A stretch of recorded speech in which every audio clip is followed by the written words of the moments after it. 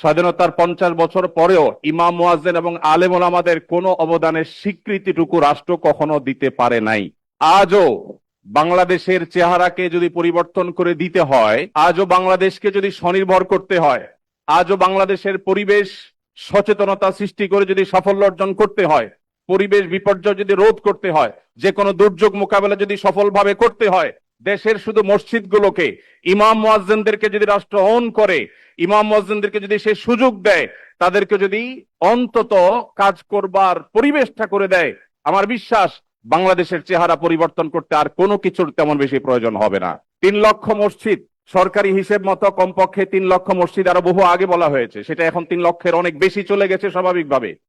3 লক্ষ মসজিদে প্রতি জুমার দিনে 12:30 থেকে 1:30 পর্যন্ত এই সময়ের মধ্যে গড়ে যদি 100 মানুষ একটা মসজিদে জুমার নামাজে খতিব সাহেবের খুতবা শোনার জন্য আসেন, তাহলে 3 কোটি মানুষ হয়।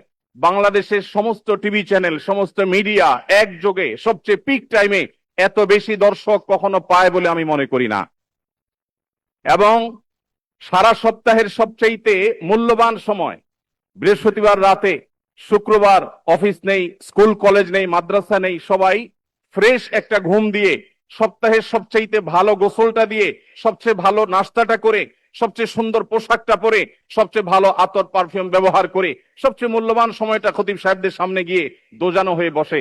পৃথিবীর অন্য কোন কৃষ্টি কালচার কোন সিস্টেমে একসাথে একটা দেশের 3 কোটি মানুষকে অ্যাড্রেস করার এই সুযোগ ইমাম সাহেব খতিব সাহেবরা ছাড়ার কারোর হাতে নেই।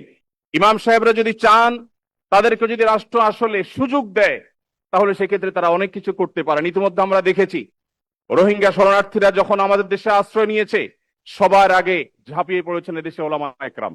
প্রতিটা দুর্যোগে ওলামা একরাম যে ঝাঁপিয়ে পড়েন, সেটা নিঃস্বার্থ ভাবে হয়, স্বার্থহীন ভাবে হয়। আমার উদাত্ত আহ্বান যে আগামীর বাংলাদেশে এদেশের মসজিদগুলোকে, আলেম ওলামাদেরকে যেন রাষ্ট্র অন করে, তাদেরকে কাজের সুযোগ দেওয়া হয়। কোনো বেতন ভাতার সুবিধা দেওয়া, এটা আসলে দয়া দাক্ষিণ্যের বিষয় নয়। এদেশে আইন শৃঙ্খলা যতটুকু নিয়ন্ত্রণে আছে, এর জন্য আইন শৃঙ্খলা রক্ষাকারী বাহিনী সংশ্লিষ্ট বিভিন্ন ডিপার্টমেন্টের যেমন অবদান আছে, আমি মনে করি মসজিদের মিম্বরগুলো, মাহফিলের মঞ্চগুলোর অবদান তার চাইতে কোনো ক্রমে কম নয়। এদেশ থেকে যৌতুককে যে জাদুঘরে পৌঁছে দেওয়া হয়েছে, কারা জাদুঘরে যৌতুককে পৌঁছে দিয়েছে? এদেশে যৌতুকের অভিশাপ থেকে মুক্ত করার সবচেয়ে বড় ক্রেডিট একমাত্র ওলামা একরামের। এখনো কোন মসজিদের মিম্বর থেকে, কোন মাহফিলের মঞ্চ থেকে মানুষকে চুরি করতে, দুর্নীতি করতে, ডাকাতি করতে, মাদকাসক্ত হতে, কোনো খারাপ কাজের প্রতি আহ্বান করা হয় না। এই সমস্ত মঞ্চগুলো থেকে বহু মানুষ খারাপ পথ থেকে ফিরে আসে। আমরা যদি একটা সৎ, দক্ষ এবং ভালো নাগরিক গড়ে তুলতে চাই, তাহলে সেক্ষেত্রে মসজিদগুলোকে আমাদের অন করতে হবে। আমি বিশ্বাস করি আগামীর বাংলাদেশে সেটি হবে, আমরা সবাই সেটি প্রত্যাশাও করি।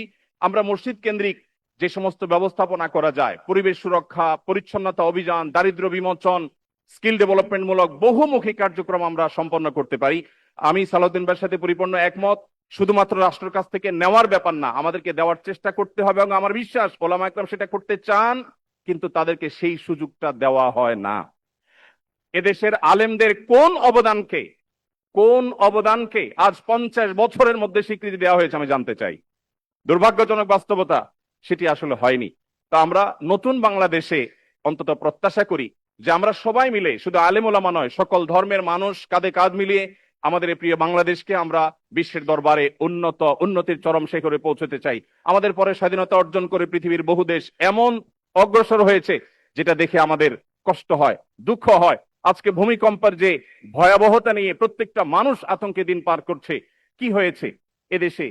একটি মানুষের জীবন নিরাপদ করবার জন্য যথাযথ ব্যবস্থাটুকু পর্যন্ত আমরা নিতে পারিনি। আমি আশা করি আগামীর বাংলাদেশে যারাই আসবেন, আমরা প্রত্যেকে এই ব্যাপারগুলোতে সচেতন থাকবো।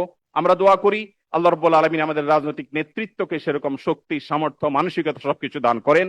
ওলামা একরামের মূল্য যদি কোনো জাতি দিতে না পারে, তাদের চাইতে বড় দুর্ভাগা আর কেউ হতে পারে না।